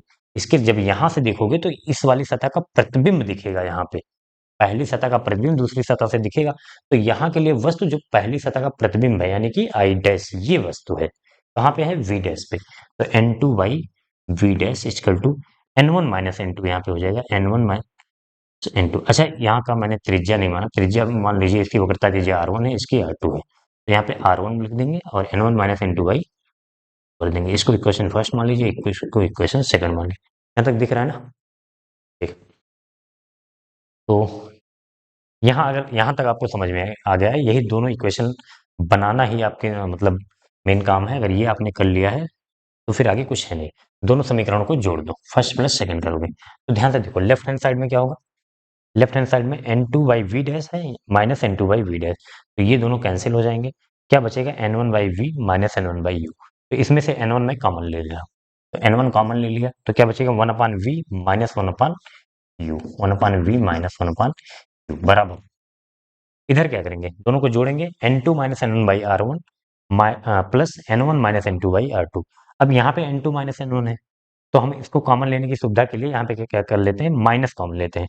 यहाँ जब माइनस बाहर निकालोगे या फिर माइनस से डिवाइड करोगे, तो ये माइनस हो जाएगा, ये प्लस हो जाएगा, तो N2 माइनस N1 ये भी हो जाएगा। हमें जोड़ना है, लेकिन हम चिन्ह क्या लगाएंगे, माइनस। पहले तो इसको लिख लेते हैं as it is, N2 minus N1 upon R1, फिर प्लस करना है, जोड़ जोड़ रहे हैं ना, लेकिन यहाँ से जब माइनस कॉमन लोगे तो यहाँ माइनस बाहर आ जाएगा, माइनस ये भी हो जाएगा N2 minus N1 by R2, ठीक है। N1 1 upon V minus 1 upon U, ये N2 माइनस N1 कॉमन बाहर निकाल लो, 2 माइनस N1 बाहर निकाल लो,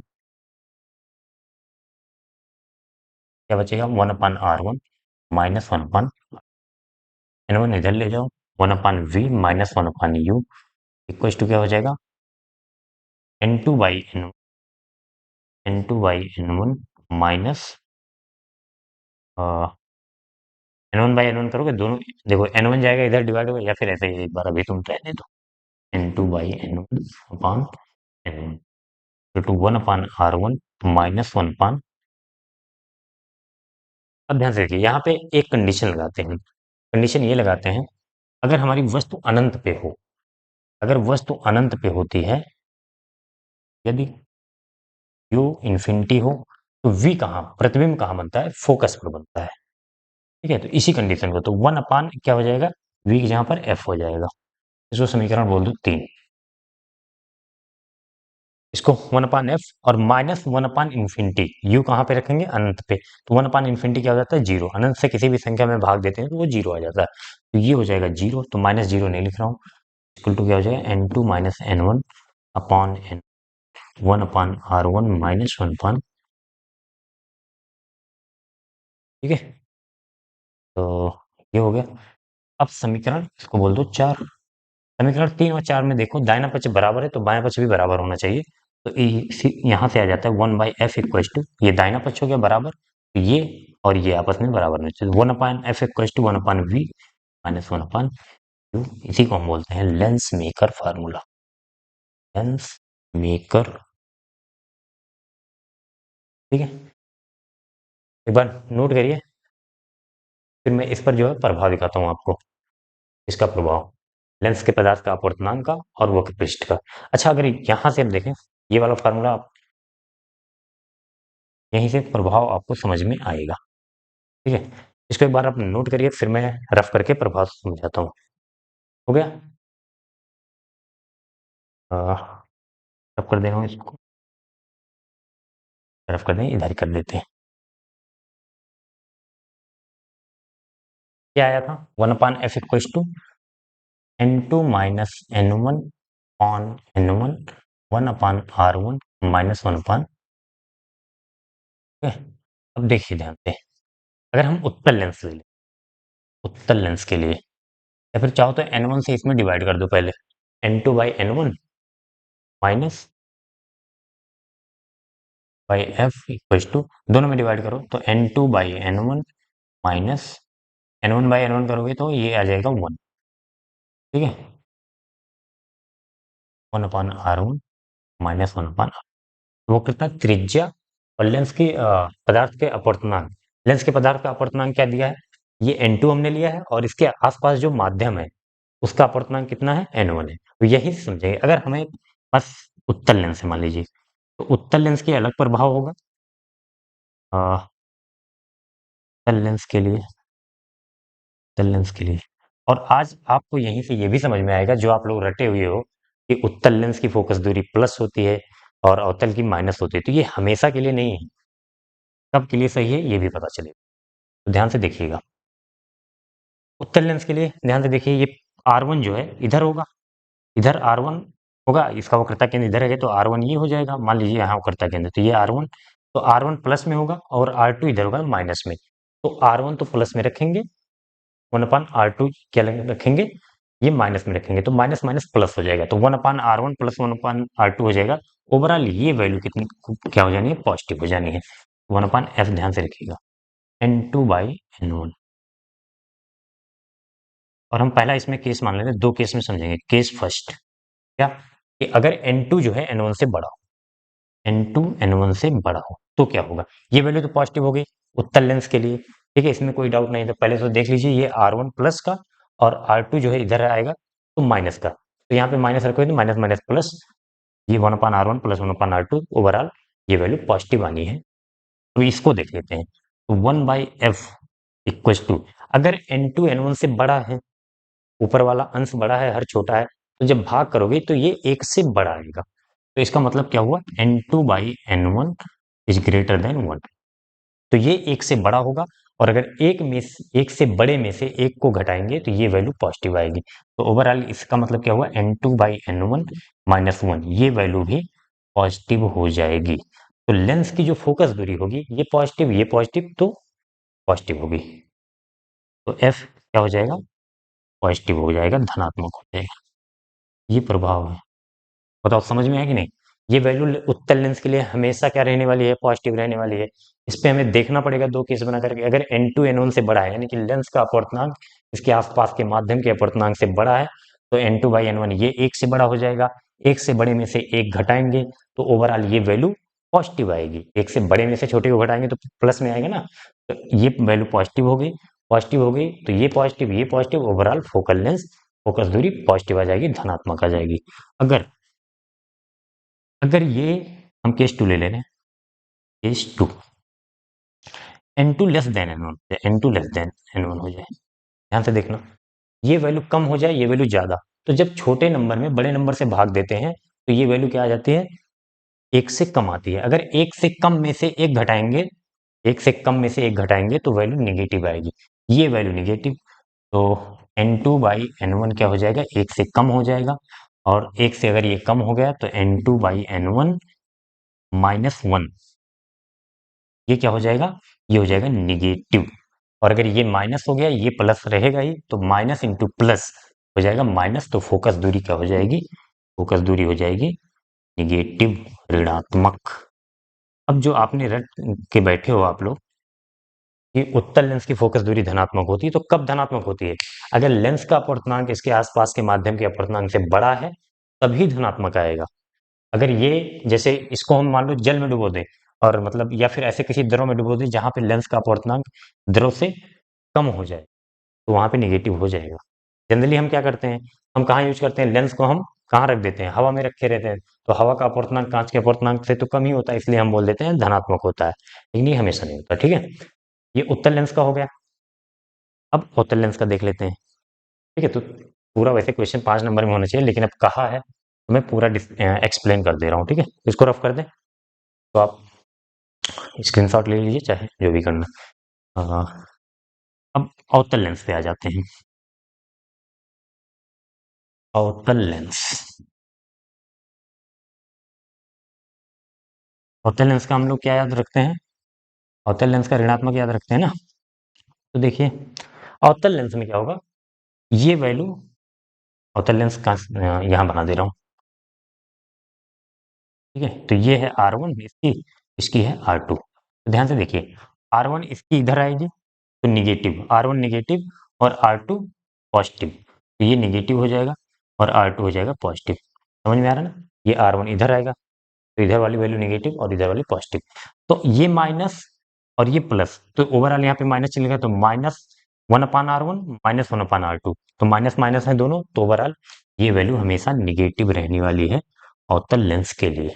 अवतल लेंस के लिए क्या है, 1/R1 माइनस 1/R2 निगेटिव रहेगी। अब आ जाते हैं इस पे, अगर अगर N2 N1 से बड़ा है, अगर N2 N1 से बड़ा है तो क्या हो जाएगा, वही same condition, N2/N1 greater than 1 हो जाएगा। अगर एक से बड़े में से एक घटाएंगे तो ये पूरी वैल्यू पॉजिटिव आ जाएगी, N2/N1 minus 1 is greater than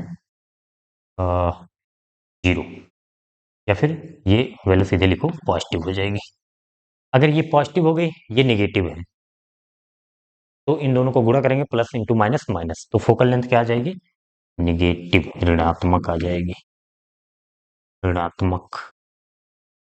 अब दूसरा केस आते हैं, दूसरे केस में क्या करेंगे हम, N2 को लेस देन N1 ले लेंगे, N2 लेस देन N1, तो अगर ये छोटा होगा ये बड़ा होगा, तो ये वैल्यू भाग करेंगे, छोटे नंबर में बड़े नंबर से भाग करेंगे तो वो एक से छोटा आएगा। अगर एक से छोटे में से एक घटाएंगे तो ये वैल्यू निगेटिव आएगी। ठीक है, तो क्या हो जाएगा, N2/N1 लेस देन 1 हो जाएगा, और ये लेस देन 1 हो गया तो N2/N1 माइनस 1, ये जो हो जाएगा निगेटिव हो जाएगा।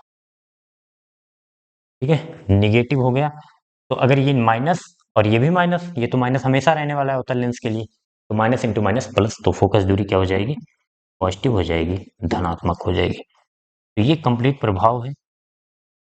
ठीक है, वैसे 5 नंबर में होना चाहिए था क्वेश्चन, लेकिन 3 नंबर में दिया है, बोर्ड वाले हैं जो ऐसा करेंगे। चलिए नेक्स्ट क्वेश्चन पे चलते हैं।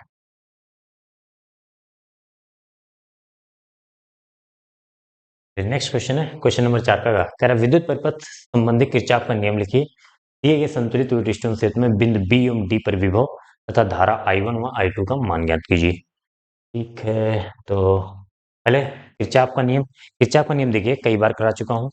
अगर आपने पहले के प्रीवियस ईयर के जो से तीनों सेट सॉल्व किए हैं तो उसमें एक दो बार तो आया ही होगा, लेकिन मैं एक बार फिर से स्टेटमेंट बोल दे रहा हूँ, पूरा सर्किट बना के नहीं समझाऊंगा। अगर समझना है तो आप जिस भी क्वेश्चन मिले, मुझे याद नहीं है रेंडमली किस सेट में था, जैसे सेट 1 में शायद था, तो 1 में देख लीजिएगा, क्वेश्चन नंबर देख लीजिए, वहां पे जाके आप उस वीडियो में आप कंप्लीटली देख सकते हैं। बाकी मैं स्टेटमेंट यहाँ पे बोल दे रहा हूँ। किरचॉफ का नियम, पहला नियम क्या था? वैद्युत धारा संबंधी नियम, केसीएल बोलते हैं, किरचॉफ करंट लॉ। इसमें क्या होता है, किसी जंक्शन पर या कि जंक्शन को क्या बोलते हैं, जंक्शन नहीं बोलते, संधि, किसी संधि पर आने वाली धाराओं तथा जाने वाली धाराओं का बीजगणितीय योग शून्य होता है। कोई जंक्शन है जहाँ पे दो से अधिक तार मिल रहे हो, उसको हम बोलते हैं संधि। ठीक है, वहां से आने वाली धाराओं और जाने वाली, अगर एक को आप पॉजिटिव लेते हैं तो आने वाली को धनात्मक लिए हैं तो जाने वाली ऋणात्मक हो जाएंगे, या फिर आने वाली को ऋणात्मक लिए हैं तो जाने वाली धनात्मक हो जाएंगे।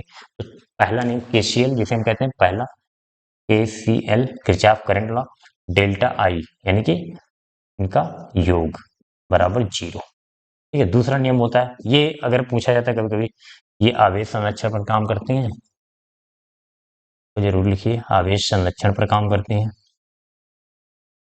का पालन करती हैं। और दूसरा जो है किरचॉफ वोल्टेज लॉ, विभवांतर नियम, वोल्टता, किरचॉफ का वोल्टता नियम बोला जाता है, किरचॉफ का दूसरा नियम बोला जाता है, शॉर्ट में हम बोलते हैं केवीएल, किरचॉफ वोल्टेज लॉ। ये क्या होता है, किसी बंद परिपथ में होने वाले सभी विभव परिवर्तन का बीजगणितीय योग शून्य होता है। किसी बंद परिपथ में होने वाले सभी विभव परिवर्तन का बीजगणितीय योग शून्य होता है, यानी कि sigma delta V equals to zero. यहाँ पे डेल्टा आई बोल लो। ये किरचॉफ का वोल्टेज लॉ है, और ये कैसे लगता है, कैसे होता है, ये यहाँ पे नहीं करना है, ठीक है, बस इनका नियम लिखना है।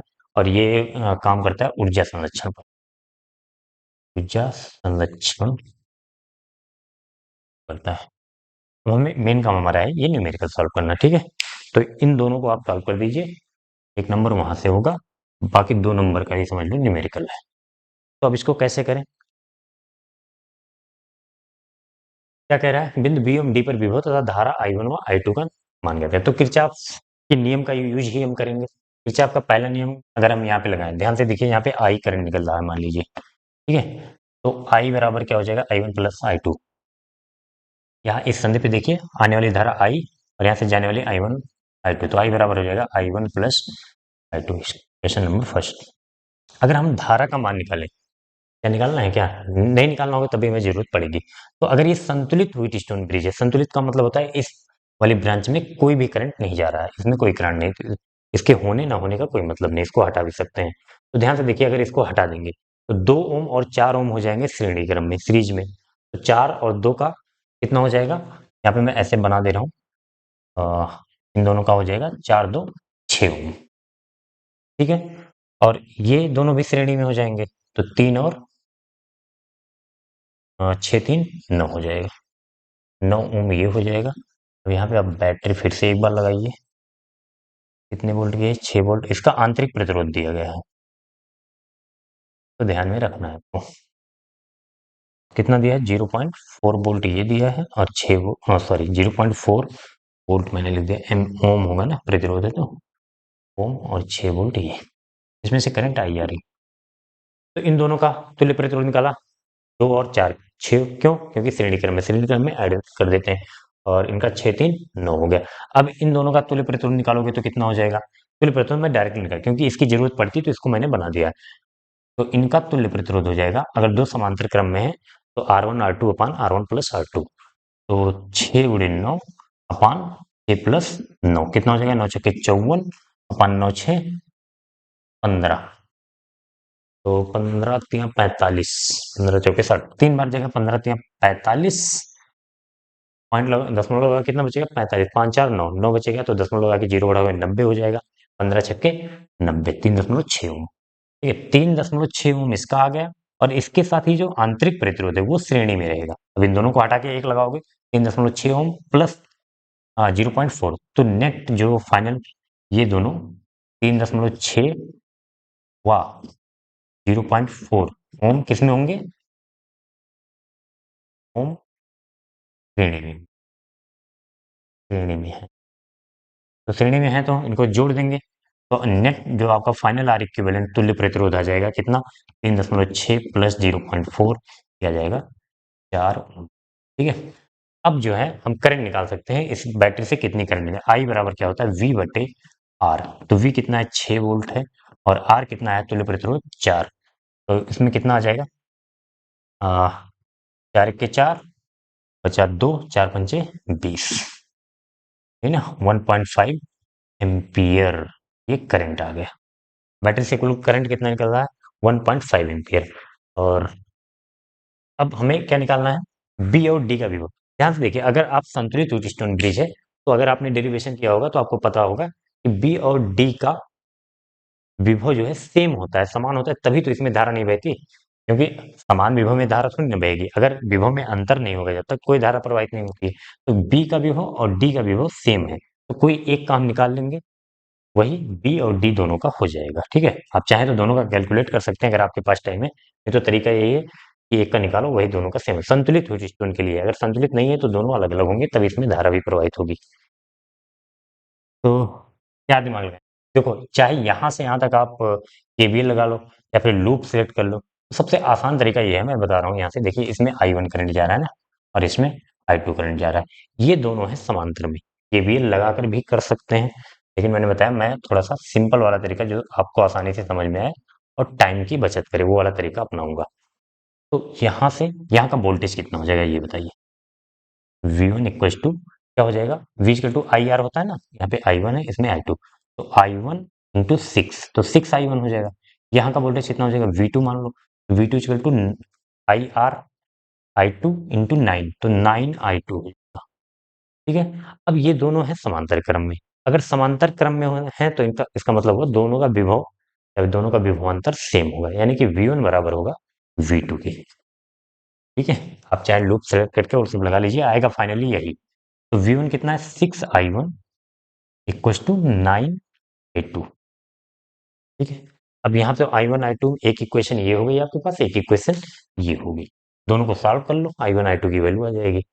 फिर अगर I1 की आ जाएगी, फिर अभी मैं बता रहा हूँ B का कैसे निकालेंगे।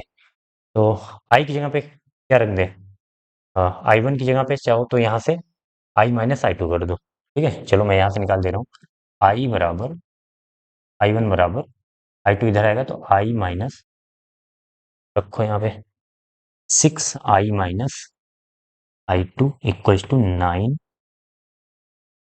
ठीक है, अंदर मल्टीप्लाई कर दो या फिर चलो मल्टीप्लाई कर, 6I minus 6I2 equal to 9I2।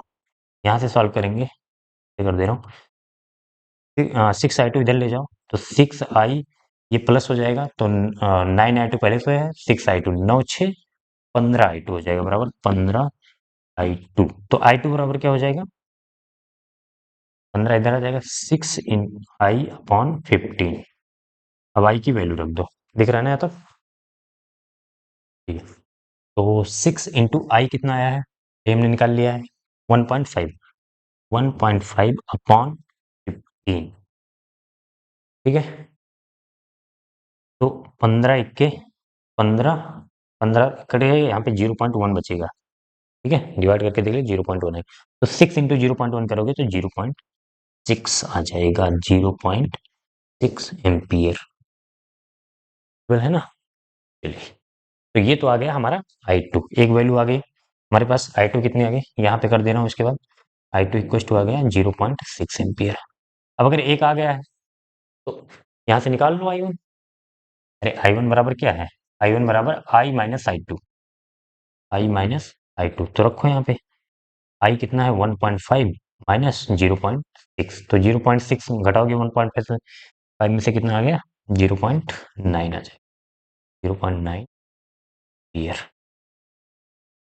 ठीक है, हो गया। अब क्या करना है हमें, बी और डी पर विभव ज्ञात करना है, तो इसको जरा सा नोट, या फिर यहाँ कर दे रहा हूँ, दिख तो रहा ही है यहाँ पे। देखो V और D पे अगर विभव ज्ञात करना है तो क्या करोगे, केवीएल लगा दो यहाँ से यहाँ तक, यहाँ से यहाँ तक अगर हम केवीएल लगाएं तो ध्यान से एक बार देखना यहाँ का वोल्टेज क्या होगा, विभव क्या हम निकाल सकते हैं क्या, यहाँ का विभव हम निकाल सकते हैं, या फिर आप लूप लगा लो, कौन सा तरीका शॉर्ट पड़ेगा। यहाँ का विभव कितना है, V1 इक्वल टू अगर हम करें तो 2I1, 2I1 कितना हो, 2 इंटू 0.9, 9 दूनी 18, कितना हो जाएगा 1.8 वोल्ट। यहाँ का आ गया ठीक है, V A minus 1.8 to V B. तो यहाँ का वी ए आप निकाल लो तो ज़्यादा आसानी पड़ेगा। वी ए निकाल लेते हैं। वी ए कैसे निकालेंगे, अब ध्यान से देखना, ये 6 वोल्ट पे है। अगर ये इसका इंटरनल रेजिस्टेंस जो है, आंतरिक प्रतिरोध बाहर न दिया होता तो हम डायरेक्ट बोल देते ये 6 वोल्ट पे होगा, लेकिन 6 वोल्ट पे बोलना सही नहीं होगा। 6 वोल्ट पे नहीं होगा, ये कितने पे होगा, V equal to I R. Current कितना जा रहा है यहाँ पे, ये दिया है विद्युत वाहक बल। टर्मिनल वोल्टेज कितना हो जाएगा, वी इक्वल टू, चाहे तो आप ऐसे लगा दो, ई माइनस आई आर। ठीक है, ये हम जो लगाते हैं ना बाहर सर्किट के लिए टर्मिनल विभवांतर, देखिए एक क्वेश्चन आया था ना, उसमें समझाया था। तो टर्मिनल विभवांतर निकाल लो एक बार। बी इक्वल टू 6 माइनस आई, कितना जाए, करंट कितना आया था 1.5 इंटू रेजिस्टेंस कितना है 0.4। तो 15 चौके 60, 6 माइनस 15 चौके 60, 0.6। तो कितना हो जाएगा, ये 6 माइनस 0.6 करोगे तो ये आ जाएगा आपका 5.4। 5.4 वोल्ट। ये टर्मिनल विभवांतर निकाल लिया। अब हम यहाँ पे एक्चुअली 6 वोल्ट नहीं है, अगर इन प्रतिरोध हटा दो तो 5.4 लगा दो सीधा सीधा। अगर आपको 0.4 नहीं लगाना है इसमें, जो पूरा हमने किया है 0.4 और का यूज करके, अगर ये हटाना चाहते हो तो यहाँ पे बैटरी 6 वोल्ट की जगह पे 5.4 लगाओ और सारी वैल्यू इसको हटा दो। सारा कैलकुलेट कर सकते हो आप, ठीक है, इस तरीके से। तो अब ये इसका विभवांतर ये हो गया 5.4 वोल्ट का। अब यहाँ पे आ जाएगा 5.4, वी ए कितना हो जाएगा 5.4 वोल्ट। नहीं करना है, आप पूरा लूप वूप सेलेक्ट करो, जैसे भी आप करना चाहते हो, ठीक है। तो मैं कर दे रहा हूँ यहाँ पे 5.4 वीए। यहाँ से यहाँ तक हम निकालेंगे KVL, Kirchhoff voltage law. Kirchhoff voltage law मैंने बताया था सिर्फ लूप के लिए नहीं, हम दो बिंदुओं का विभवांतर निकालने के लिए भी यूज कर सकते हैं, जैसा कि क्वेश्चन नंबर 3 का फर्स्ट वाले में किया था हमने। तो यहाँ से लगाओ we A minus I are, यानी कि 2 इंटू I1 बराबर आ जाएगा वीबी, या फिर माइनस बीबी बराबर 0 करो, या फिर बराबर वीबी कर दो। ठीक है, तो वी बी निकालना है हमें यहाँ का विभव। तो वी ए कितना है 5.4 माइनस 2 इंटू I1। I1 कितना आया था, 0.9। 0 बराबर वी बी, यहाँ पे कर दे रहा हूँ, यहाँ तक तो दिख ही रहा होगा। बराबर ये कितना हो जाएगा 5.4, 5.4 माइनस 9 दूनी 18, तो 1.8। तो घटाओ जरा, कितना आ रहा है, 5.4 में से 1.8, 14 में से हट जाएगा 6, दशमलव लगाओगे और यहाँ पे 4 बचा, 4 में से एक बच जाएगा 3, 3.6 वोल्ट। तो वीबी कितना आ गया, यहाँ पे लिख दो वीबी बराबर, और यही हो जाएगा आपका बीडीबी। क्यों क्यों हो जाएगा, बराबर 3.6 वोल्ट। ये आपका आंसर हो गया। यही आपका वीडियो हो जाएगा, क्योंकि संतुलित यूटिस्टोन ब्रिज है, जितना भी वो यहाँ का होता है उतना ही भी वो यहाँ का होता है। चाहो तो आप यही सेम काम ए और डी के बीच में लगाकर देख सकते हो, जैसे यहाँ पे किया है 3.6 ही आएगा। ठीक है, तो नोट कर लीजिए। नेक्स्ट क्वेश्चन पे चलते हैं। नेक्स्ट क्वेश्चन है क्वेश्चन नंबर 4 का घ, कह रहा है बायो-सेवर्ट का नियम लिखिए तथा इसके आधार पर अनंत लंबाई के धारावाही चालक द्वारा उत्पन्न चुंबकीय क्षेत्र का व्यंजक प्राप्त कीजिए। तो बायो-सेवर्ट का नियम क्या है, बायो-सेवर्ट का नियम, बायो और सेवर्ट दो अलग अलग साइंटिस्ट हैं। बायो-सेवर्ट का नियम, तो इन्होंने कोई ऐसे खास स्टेटमेंट नहीं है इस पर्टिकुलर नियम का, बस इन्होंने बताया कि अगर कोई कोई धारावाही चालक तार है तो उसके एक एलिमेंटल डीएल लेंथ के तार के कारण इन्होंने किसी पॉइंट पर चुंबकीय क्षेत्र का फार्मूला दिया। क्या दिया, फार्मूला। इसके कारण पूरे तार के कारण नहीं, डीएल लेंथ के तार के कारण इन्होंने बताया कि, क्या बताया कि ये जो चुंबकीय क्षेत्र है, अगर देखें डीएल के कारण हम देख रहे हैं तो छोटा सा चुंबकीय क्षेत्र डीबी होगा, ये डायरेक्टली प्रोपोर्शनल होता है इसमें प्रवाहित धारा के, और चुंबकीय क्षेत्र है ये डायरेक्टली प्रोपोर्शनल किसके होता है, डीएल के लेंथ के, और डायरेक्टली प्रोपोर्शनल क्या होता है, इनवर्सली प्रोपोर्शनल होता है आर स्क्वायर के। ठीक है, या फिर डायरेक्टली प्रोपोर्शनल समानुपाती होता है 1/r² के।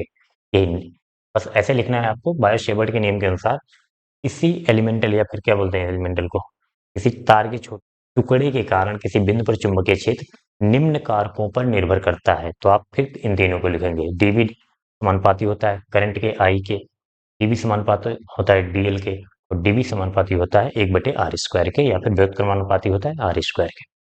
फिर इन तीनों को साथ में कंबाइन करो, साथ में लाओ, कंबाइन क्या करो, I D L upon R. अच्छा, एक एक चीज और डिपेंड करता है, इनसे और इसके बीच में डीएल और ये जो आर है के बीच कोण पर, थीटा। तो डीएल समानुपात, सॉरी डीएल नहीं, डीबी समानुपाती होता है साइन थीटा पर। बैठ